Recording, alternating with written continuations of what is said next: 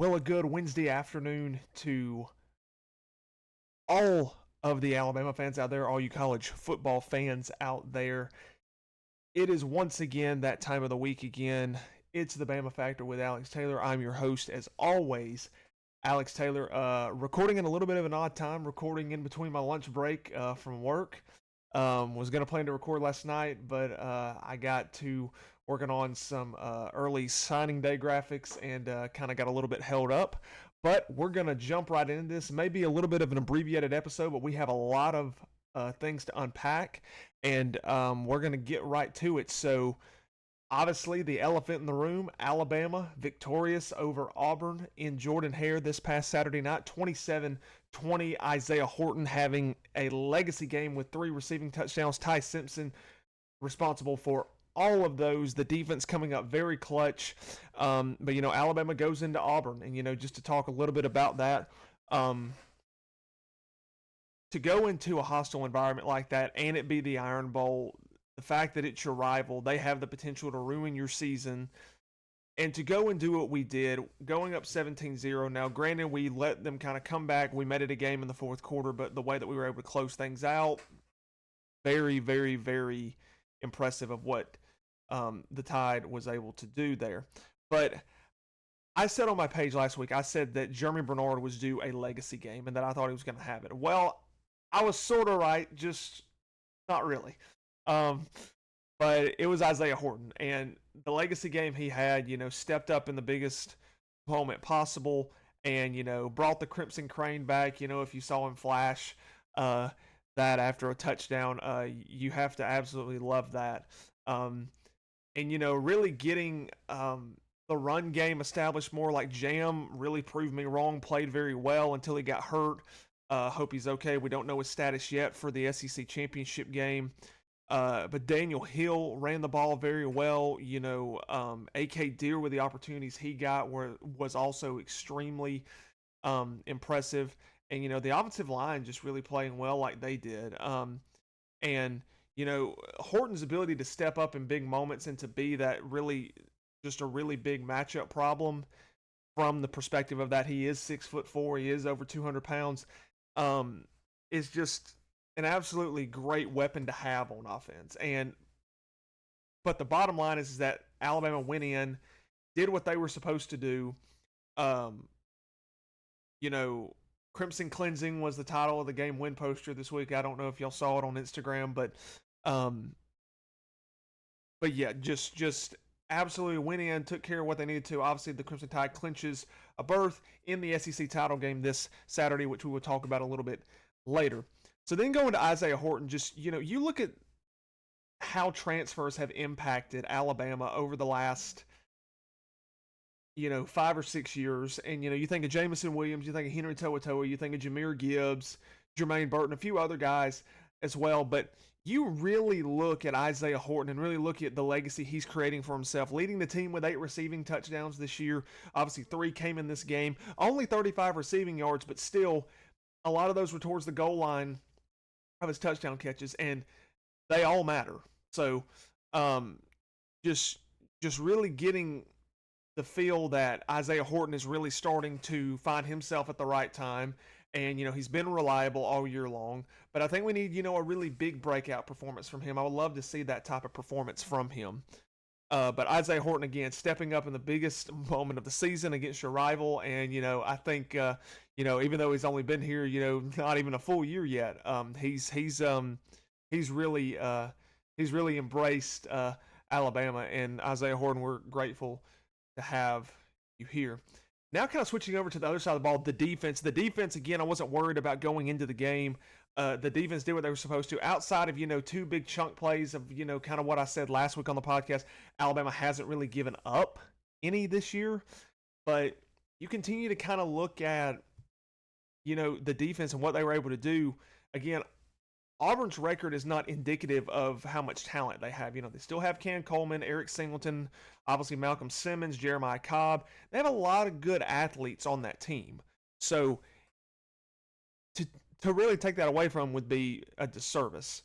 So, but really looking at how our defense played, the ability to really contain Ashton Daniels. And yeah, he got some scrambles here and there, which is why he went over 100 yards. But I mean, outside, and for the most part, outside of that, Alabama was containing him. Alabama was containing Jeremiah Cobb. Xavier Brown had a tremendous game. I mean, Brown had Cam Coleman and Alcatraz. And, I say that all intents purposes. I mean, he had him on lockdown all night long, and Cam could not get anything going. And, to take him away, to take Singleton away, and obviously Malcolm Simmons, he stepped up and, had 3 catches for over 130 yards. Hats off to him. I mean, like, he just got an open space and couple busted coverages from Alabama, and, just some poor tackling on our part as well.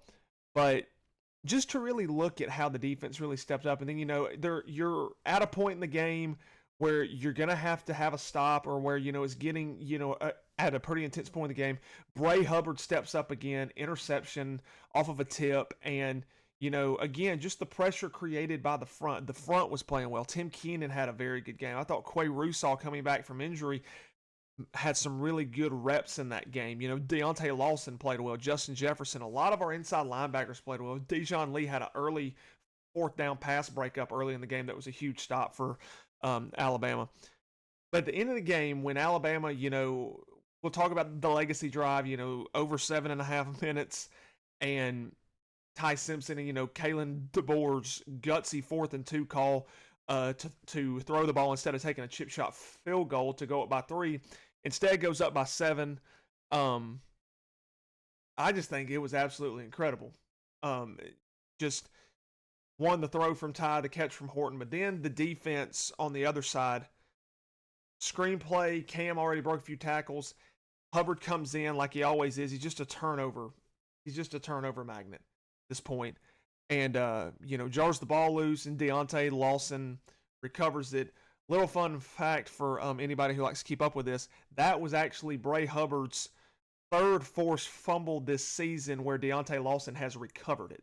So they got a pretty good little thing going. So if Hubbard's around the ball and he's forcing the fumble, then you usually want 0 in Lawson there to recover it. But then obviously, just shutting them down at the end of the game as well was absolutely tremendous. And the defense, again, is something that is going to be a strength headed into this game with Georgia that we're going to talk about here in just a second as well.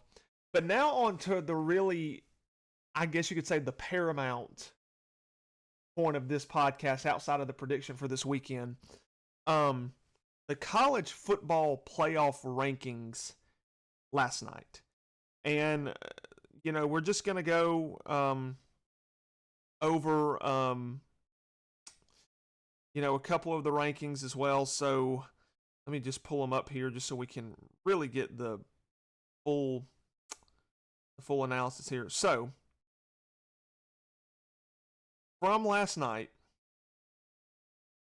your current bracket is Ohio State 1, Indiana 2, Georgia 3, Texas Tech 4, Oregon 5, Ole Miss 6, Texas A&M 7, Oklahoma 8. Your Crimson Tide moves up to number 9 over Notre Dame. Obviously, Notre Dame at 10, BYU 11, and Miami at 12. Texas and Vanderbilt 13 and 14 there. So what we're looking at right now, just to break this down, Ohio State and Indiana are playing in the Big Ten. They're both locks for the CFP. Georgia's playing in the SEC title game, even with a loss, still a lock. Texas Tech playing in the Big 12, even with a loss, they will be in. Oregon not playing in the Big 10, but they are in the playoff. Ole Miss is not playing in the SEC. They are also a lock. Texas A&M and Oklahoma, the same story, not playing, but in the field of 12. Notre Dame, not in a conference, don't want to get into them. I don't think they deserve to be there. At 10, obviously, their playoff hopes hang in the balance. BYU playing Texas Tech again has the opportunity to get in, and obviously Miami sitting there right now on the outside looking in. If it were to end today, BYU would be the last team in because you have to bump in one of those group of 5 champs, whether it's James Madison, whether it's Tulane. You're going to have one of those, and, that last spot's going to be fought for between probably BYU, Notre Dame, and Miami. And really it's just between Miami and BYU because Miami, again, if we're going to talk about head-to-head here, Miami beat the Irish the first game of the season head-to-head. So Notre Dame doesn't have any room to talk in here. They don't deserve to be in it. They need to join a conference. They play a cupcake schedule every year. I'm not going to mince words with anybody that tries to tell me this. Notre Dame does not deserve to be in the playoff. They lost the first 2 games of the year, albeit to ranked opponents. I get that. You played a cupcake schedule. You don't play the SEC schedule. You don't play the Big Ten schedule. Heck, you don't even play the ACC schedule. And the ACC is terrible. I mean, look at who is in the conference championship. I mean, Virginia having a very good year under Tony Elliott. Got to give it to them. A very good turnaround. But Duke, they're 7-5. I mean, that's the second best team in the ACC. The second best team in the SEC is 7-1. And you've got 3 other teams that are 7-1. So just you really start to look at it, and it's just absolutely insane. The playoff were to start today. Alabama would be on the road at Oklahoma. Boy, I'd love that rematch. I would absolutely love that right there. But what we're looking at is that what the committee showed last night is because Alabama really heading into the Auburn game, obviously must-win situation, had to get to the SEC title. If they didn't win, then, Ole Miss was going because of the Texas A&M loss on Friday, and it would have been Ole Miss and Georgia again. However, Alabama won. Alabama was going to play Georgia for the rematch in the SEC title. What we were really wanting to see is if the committee kept Alabama at 10 last night, that was almost a must-win situation in the SEC title game. That you don't win, then you're pretty much screwed at that point.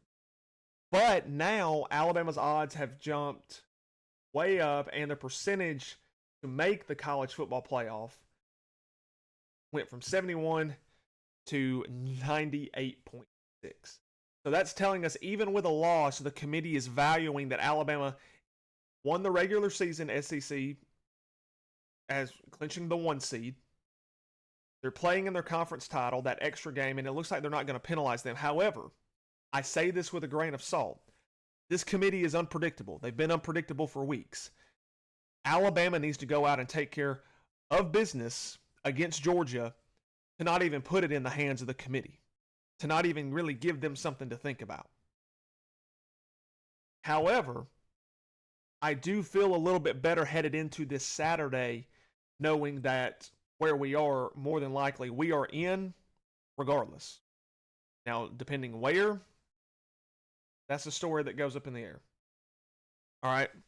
However, getting to our preview, Alabama, Georgia, Part 2. We saw this game back in September 27th to be exact. I was on vacation at the beach. Had just arrived. Got the vacation off to a good start. But what we saw in that game is we saw Alabama win 24-21 in Athens, snap a 33-game home winning streak for the Dogs. And if you remember, Ty Simpson and the Tide started that game out 8 for 8 on third down, finished the night 13 of 18. And they held Georgia to 2 of 9 or 2 of 10 that night. This is going to be a different game. Alabama had the intermediate passing game working that game. Still ran enough to keep Georgia honest, but kind of measled their way over the 100-yard mark. Georgia ran for over 200 that night. But Alabama dominated the line of scrimmage that night, kept Ty Simpson dry, safe, did not surrender a sack, not even so much as a hurry. Now, Georgia has improved on that aspect, but they still don't blitz the passer all that well. They still don't rush the passer all that well. They're still very low in that category. Now, their havoc percentage has gone up to about 20% in the last 2 games. That's something to really keep an eye on. So, they may have something different. The ability to adapt. Kirby Smart's always going to adapt. Also, their secondary has improved. They don't really give up the deep shot, but Alabama's not really throwing deep shots. We're having that intermediate pass game. We're still having that. Georgia's offense has improved since that game, but the last couple games it's kind of been hit or miss. And, Gunnar Stockton in the first game, good moments, but couldn't deliver in the clutch. And then, a couple of these other weeks, he's really been playing well. Now it's just the unpredictability of what he does. We know what he's capable of. He has the potential to turn a game really on its side whether he plays well, or he also has one to turn it in a bad way if he plays bad. However, the health of Drew Bobo at center is going, I think, to play into the hands of Alabama in a positive way, because if you put a freshman center there, or you have to shuffle your line that's been pretty consistent all year, that's going to could cause some, continuity issues for Georgia. However, I throw all this out the window to knowing that this isn't the same Alabama team that you saw in September either. This Alabama team, the defense has improved, and not that Ty Simpson has been bad, but he has kind of regressed from where he was. Even last week, still struggled at times. Needs to do a better job of getting rid of the ball, realizing pressure, recognizing that, checking down, getting the ball out quick. But Alabama's defense has also improved. Johanze Pierre was just starting. Quay Russaw was out. James Smith hadn't really come along yet. Deontay Lawson wasn't fully healthy again. Keon Sabb wasn't fully healthy yet. You had a lot of guys in that game who are not where they are now. And this Bama defense has improved a lot, especially in sacks, tackles for loss, havoc rate, getting after the quarterback, and being able to sit back. However, the point of emphasis in this game is going to be Zachariah Branch versus the defense of Alabama. You've got to be able to tackle well in space. Branch can get open in space. They love to use him in that screen game and get him upfield because he's able to get yards. You've got to be able to contain him, because if you looked at what Simmons did at Auburn, he got behind the defense 2 or 3 times, and that's what led to the big plays. One got called back for a penalty. If it didn't, we may be talking about a different game. However, if you look at what Zachariah Branch's strength is, it is simply that. And Mike Bobo loves to use that screen game. We know that. It's the screen special. I call it the Bobo special. That's all he knows how to do. And Georgia started running the ball more effectively as well. Frazier's had some good games. I don't know Chauncey Bowen's status. I know one of their other tailbacks is out as well. But you got Josh McCray. So they've got some really good backs. Got good receiving core. They got good tight ends. This is going to come down to, again, the turnover battle, because, it's so odd. The line doesn't predict turnovers. And right now, Georgia's favored by 2.5. Over-under is 47.5. I would take the under in this game, potentially. Just depending on who's going to show up that day. Both teams have something to play for. It's the SEC title, so both teams have, something huge to play for. But it comes down to, can Ty Simpson operate at the efficient rate that he was at the beginning of the season? Can Alabama, with or without Jam Miller potentially, establish a run game to keep the Bulldogs honest? And can Alabama stop big plays from occurring on the defensive side and create some turnovers like they did in the first game against Georgia as well? Alabama didn't turn the ball over the first game. They forced 2 Georgia turnovers, and that one had a big 4th down stop, had a big fumble recovery. Alabama's got to convert on those. So, Alabama, Georgia, Atlanta, Georgia, the Mercedes-Benz Stadium for the SEC title. After this game, I believe 11 out of the last 12 SEC champions will be either Alabama or Georgia. That is absolute dominance. That is what you call 2 elite teams. People may get bored seeing it. I don't. They're the cream of the crop. They're the cream of the crop. They're able to do what they do.